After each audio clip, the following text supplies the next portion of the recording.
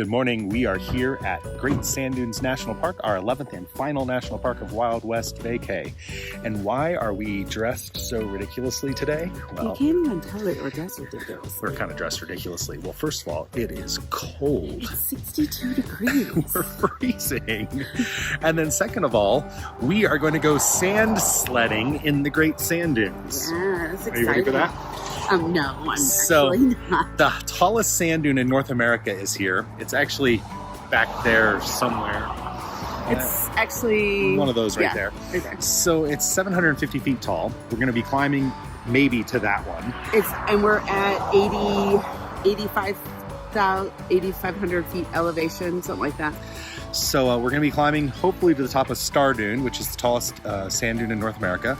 And we're also going to be climbing at least to the 700-foot one, which is the one called like Dune on the First Ridge or something like that. And then the nice thing about climbing up these sand dunes is then you get on your sled and you sled back down them. He's more excited. I'm more nervous. I always am. I'm not a big fan of like roller coasters and things like that. So it's fine. I have covered all important parts in hopes that sand doesn't get in them. And the sand is wet because it rained last night. They get 7 to 9 inches of rain a year here. And I think at least an inch of rain fell last night. It rained for about 10 hours? Oh yeah, it rained on and off all night long. So the sand is wet, which means it's going to be a little faster. So this is going to be interesting. We'll see how long I last. All right, so we're in a long line to get into the park, but here you can see the sand dunes and you can just make out on the dunes little ant trails of people climbing. One of the things that's interesting here is there are no trails on the dunes. You just pick a ridge and start walking. It's 30 square miles of sand dunes, so you certainly have your choice and shouldn't be too hard once we get out of the parking area to stay away from other people.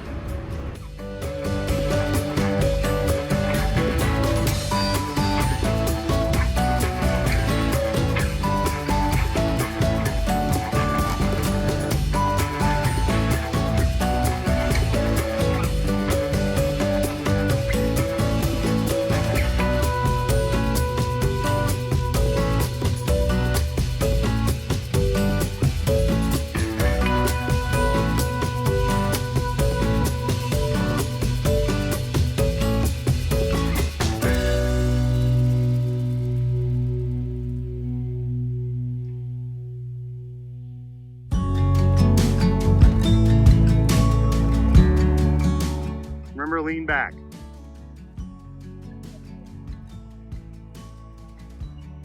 Use your hands. Use your hands. Oh yeah, did you use your hand? Yeah. In the snow? In the sand?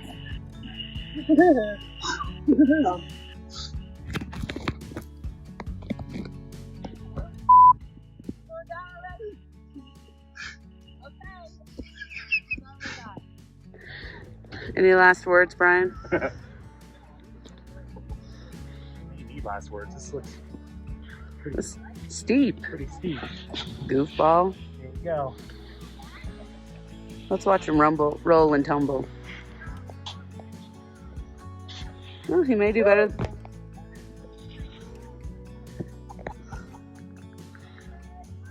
At least he's having fun. Made it about halfway up this ridge. My hope is to sled that. All right, I think I've made it to my personal summit for today. I hate climbing or, well, walking in dry sand. It's just really hard. And this is pretty steep, as you can see. So here's where I've made it to. Here's where I'm going to. All right, here goes nothing.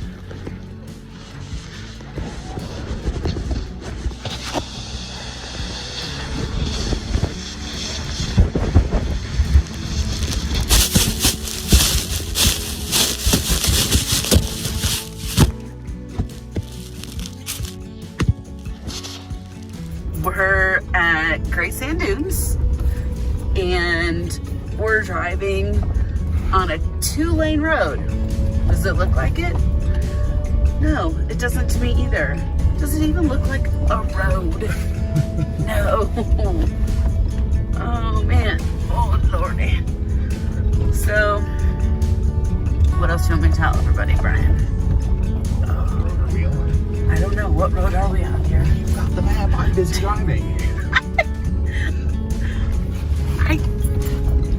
We're driving to the point of no return, which definitely is what it feels like. Oh my gosh, I don't know what road we're on. We're on Madonna Pass? I don't know. Brian will put it below. Because I know nothing. I'm just told I hold the camera. And I'm letting him drive on a road like this because I don't want to hike.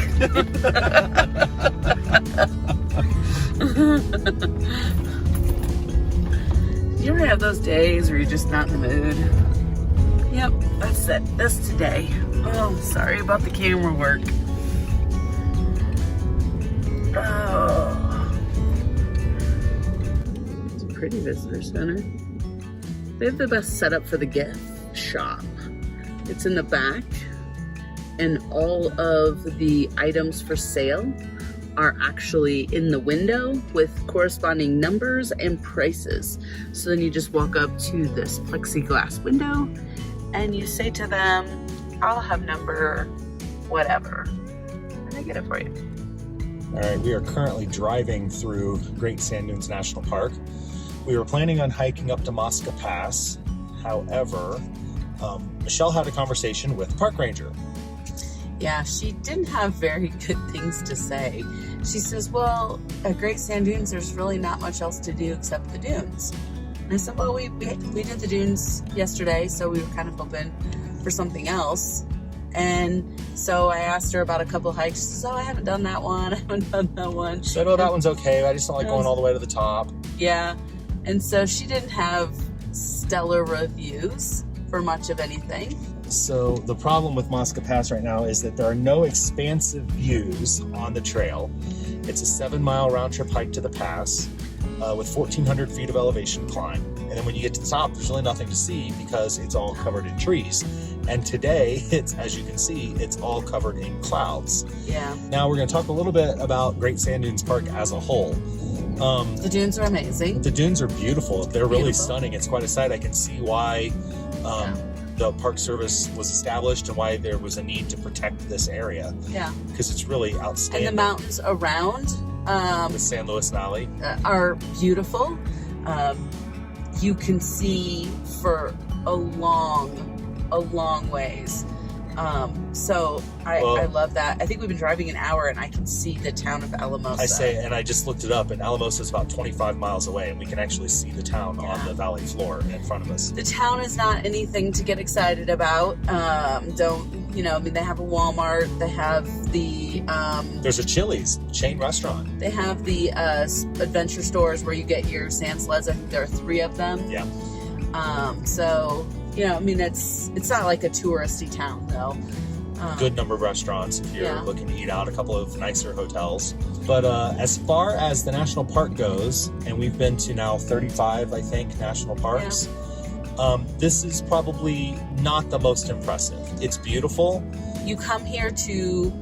Sand sled, yeah, and to be in the sand. And I think if it were warmer, that might be even more fun.